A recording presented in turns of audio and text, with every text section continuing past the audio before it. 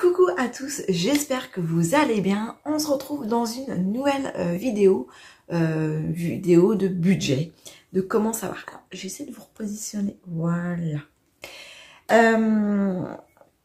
J'ai eu quand même pas mal de petits messages par mail si on pouvait parler, de me donner des astuces également.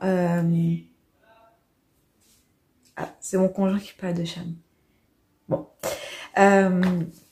Des astuces d'enveloppe. Donc c'est rare que moi à l'époque je ne connaissais pas du tout les astuces des enveloppes. Je crois que c'était ma maman qui le faisait, mais je pense qu'on est tous pareils, que quand on est jeune on le voit pas pareil. Et à l'heure d'aujourd'hui, moi maintenant je fonctionne avec des enveloppes simples comme ça, où on peut mettre du coup des billets. Donc pourquoi des enveloppes? Alors après il y a du moins plusieurs formes d'enveloppes. C'est soit les enveloppes comme ça, soit les enveloppes virtuelles. Je sais qu'il y a certaines personnes qui le font en virtuel, ça veut dire qu'ils s'autogèrent d'eux-mêmes sur leur compte bancaire.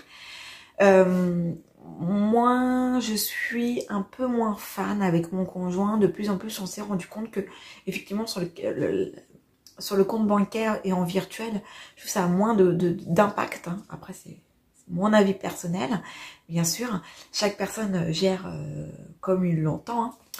Mais je trouve que d'avoir le billet entre les mains et de l'avoir dans son enveloppe, on a pu, je trouve que... comment expliquer ça? Quand on paye quelque chose à 9 €, on se dit c'est 9 €. Mais quand tu dois donc payer ces 9 € et tu donnes ton billet de 10, là tu dis c'est quand même un billet. Là, vous voyez, c'est vraiment plus papier. Voilà. C'est vraiment, moi je trouve que ça me fait un peu plus flipper de dire bon bah allez stop, là on se canalise, etc. Donc, après, concernant les enveloppes.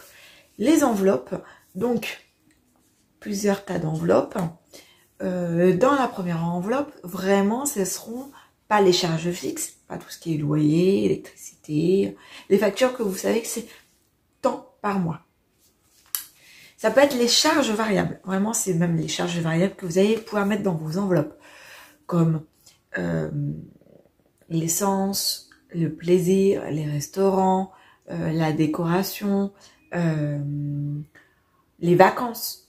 Les anniversaires, etc. Voilà. Ça, c'est vraiment ce genre de choses que vous pouvez mettre du coup en enveloppe. C'est-à-dire que par mois, vous vous dites, allez, je mets 150 € de budget pour l'essence. Après, je dis bien 150, c'est comme ça. Ou 200 €, bref. Pour nous, imaginons c'est 200 €, parce qu'on a des grosses voitures, donc ça consomme quand même pas mal.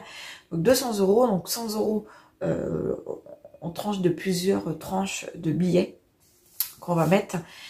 On sait que déjà c'est déjà déduit de notre compte.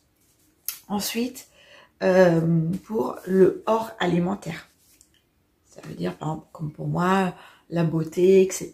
Je vais mettre 20 €. Dans une autre enveloppe, on met 20 €. Encore dans une enveloppe, voilà, comme nous l'anniversaire de Charlie approche doucement mais sûrement au mois de novembre. Vous allez vous dire, on est qu'en juillet, t'as le temps.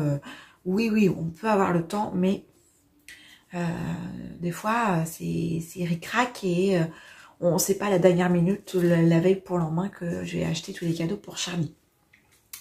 Donc là c'est pareil, je vais me faire une enveloppe.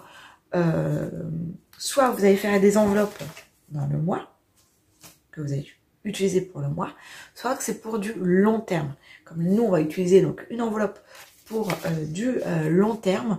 Ça veut dire que pour jusqu'au 1er novembre, à peu près, on va dire vers le peut-être 25 octobre, on va mettre de l'argent dedans et arrivé vers la date de l'anniversaire, on va utiliser cet argent qu'on a mis de côté pour pouvoir offrir les cadeaux et également offrir les cadeaux, mais aussi pour préparer l'anniversaire. Voilà. Également pour Noël. Noël est un gros budget. Là, dans ces cas-là, vous pourrez utiliser deux enveloppes. Une enveloppe pour les cadeaux, une enveloppe pour les le repas, la déco, etc. Et au moins, on avance comme ça, avec les petites enveloppes, et vous savez où vous en êtes. Et vous allez peut-être me dire, bah oui, mais bon, si, par exemple, j'ai prévu une enveloppe, je sais pas moi, de décoration. Ok. Sauf que sur l'enveloppe de décoration, j'ai prévu un budget de 100 € et je vois quelque chose qui m'intéresse, ou du moins j'en ai pour au total 120 €. Comment je fais? Est-ce que j'emprunte dans une autre enveloppe ou est-ce que je peux me permettre? Et ben moi j'ai envie de dire que non.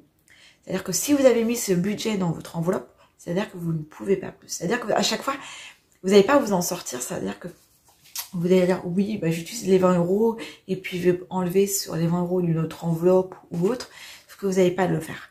Clairement, vous n'allez pas le faire, vous n'allez pas gérer. Et c'est comme ça qu'on va rentrer dans un engrenage où vous n'allez pas vous en sortir.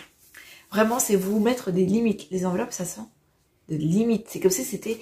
moi, je sais que je connais des personnes, ces enveloppes-là, c'est les banquiers qui gèrent ça. Ça veut dire qu'ils vont... C'est-à-dire qu'ils n'ont pas... Il y en a, c'est un désir. Hein. Moi, genre, cette personne-là, elle a les moyens. Voilà, elle a bien les moyens. Sauf que cette personne, elle ne souhaite pas vraiment utiliser sa carte bancaire. Elle n'a pas de chéquier. Elle ne souhaite pas d'avoir de chéquier. Et pour mieux gérer son argent, en fait, elle va dans sa banque et elle réclame. Elle demande, je veux retirer 50 €. Voilà.